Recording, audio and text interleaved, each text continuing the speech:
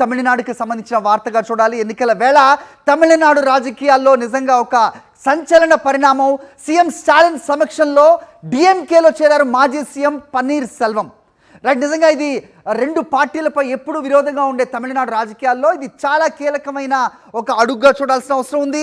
మాజీ సీఎం పన్నీర్ సెల్వం డిఎంకేలో చేరారు. పన్నీర్ సెల్వం ఏఐడిఎంకే పార్టీకి చెందినవారు.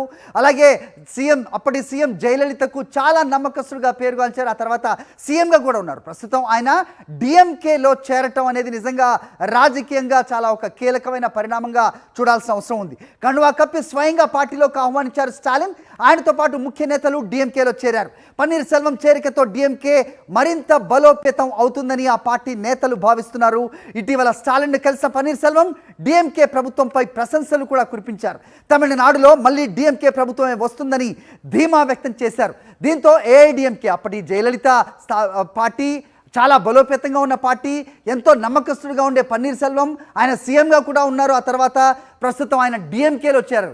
రెండు వైవిధ్యమైన పార్టీలు డిఎంకే అలాగే ఏఐడిఎంకే. ప్రస్తుతం ఆ పార్టీ నుంచి ఆయన బయటకు వచ్చిన విషయం కూడా మనకు తెలిసిందే.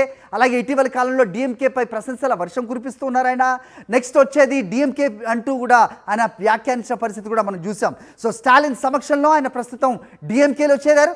దీంతో ఏఐడిఎంకే భవితవ్యం ఏంటి అనేది కూడా ఒక ప్రశ్న వినిపిస్తుంది. ఎందుకంటే చాలా కీలకమైన నేతలందరూ కూడా డిఎంకేలో చేరుతున్నారు.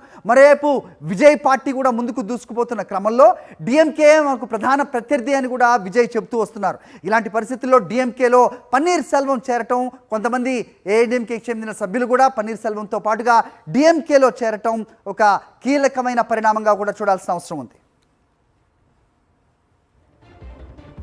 అలాగే డిఎంకేలో చేరిన పన్నీర్ సెల్వం అన్నాడీఎంకే జనరల్ సెక్రటరీ పళనిస్వామిపై ఘాటు విమర్శలు చేశారు.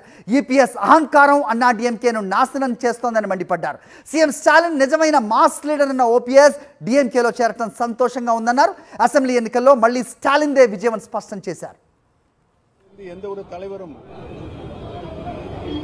வந்துவிடக்கூடாது என்பதை திரு எடப்பாடி பழனிசாமி அவர்கள் கவனமாக இருந்து தென் மாவட்டத்தில் இருக்கின்ற அனைத்து இந்திய அன்னார முன்னேற்ற கழகத்தினுடைய அனைத்து நிலைகளிலும் அவர்களை அழிப்பதில் முனைப்பு காட்டி வருகிறார் என்பதை நான் இந்த நல்ல நேரத்தில் தெரிவித்துக் கொள்ள கடமைப்பட்டிருக்கிறேன்.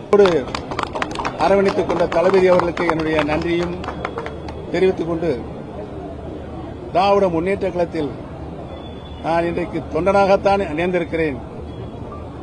ஒரு தொண்டன் எவ்வாறு இந்த இயக்கம் வளர்ந்துவிட்ட இந்த இயக்கம் நானும் உறுதுணையாக இருந்து இயக்கத்திற்கு வளர்ச்சிக்கு முழுமையாக பாட வேண்டும் என்பதை தெரிவித்துக் கொள்கிறேன்.